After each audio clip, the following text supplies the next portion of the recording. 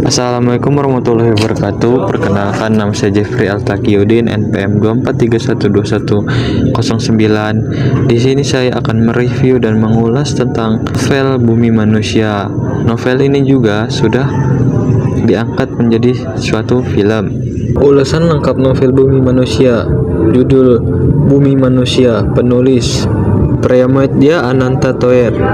Tahun terbit 1980. Penerbit Hasta Mitra. Jumlah halaman 535 halaman. Genre sastra sejarah politik. Novel Bumi Manusia berlatar pada masa kolonial Belanda di awal abad ke-20.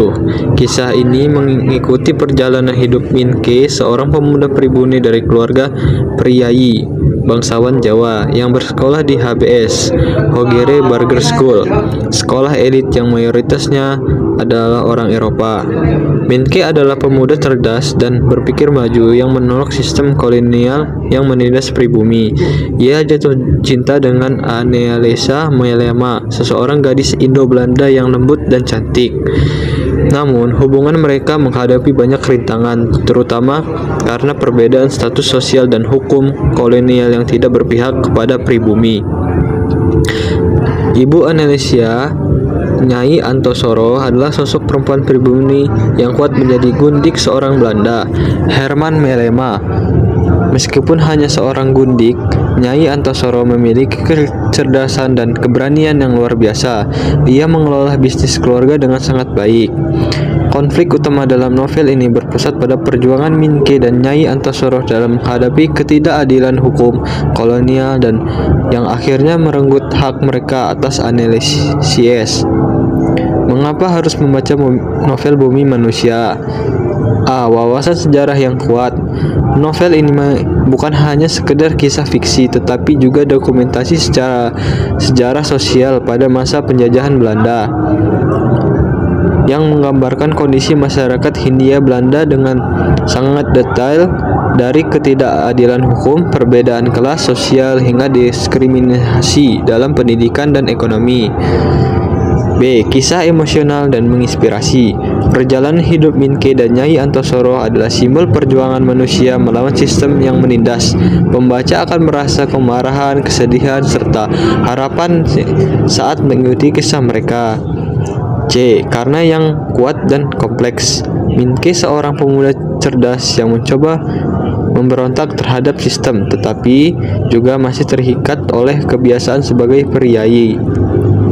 Nyai Antosoro, perempuan pribumi yang tak hanya kuat secara emosional tetapi juga memiliki kecerdasan yang luar biasa dalam mengelola bisnis.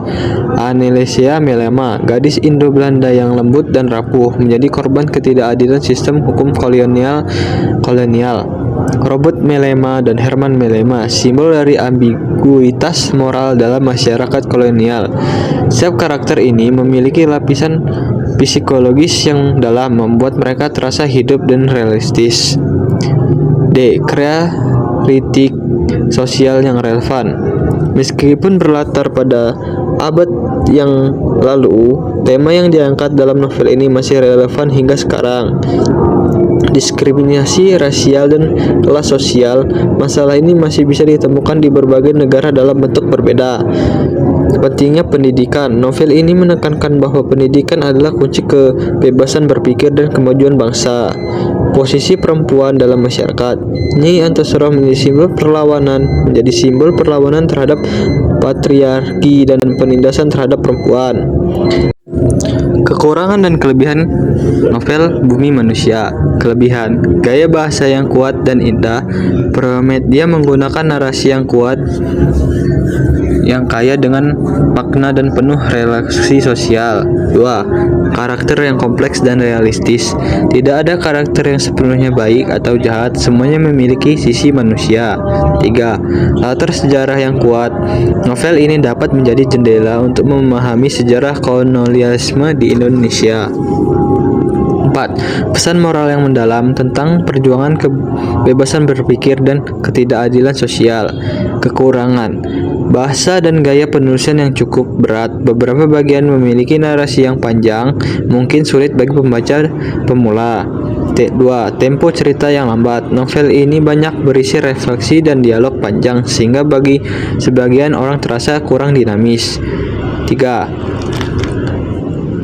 Akhir yang tragis. Beberapa pembaca mungkin merasa frustasi karena akhir cerita yang menyedihkan. Kesimpulan, Bumi Manusia bukan sekedar novel biasa, tetapi sebuah mahakarya sastra yang membuka wawasan tentang sejarah politik dan perjuangan hak asasi manusia. Buku ini cocok untuk pecinta sastra klasik, orang yang ingin memahami sejarah kolonial Indonesia, membaca menyukai kisah-kisah perjuangan dan kritik sosial. Meskipun memiliki beberapa kekurangan dalam hal tempo cerita dan gaya bahasa yang agak berat, novel ini tetap sangat layak dibaca karena pesan yang disampaikan begitu kuat dan relevan hingga saat ini. Sekian dari saya. Wassalamualaikum warahmatullahi wabarakatuh.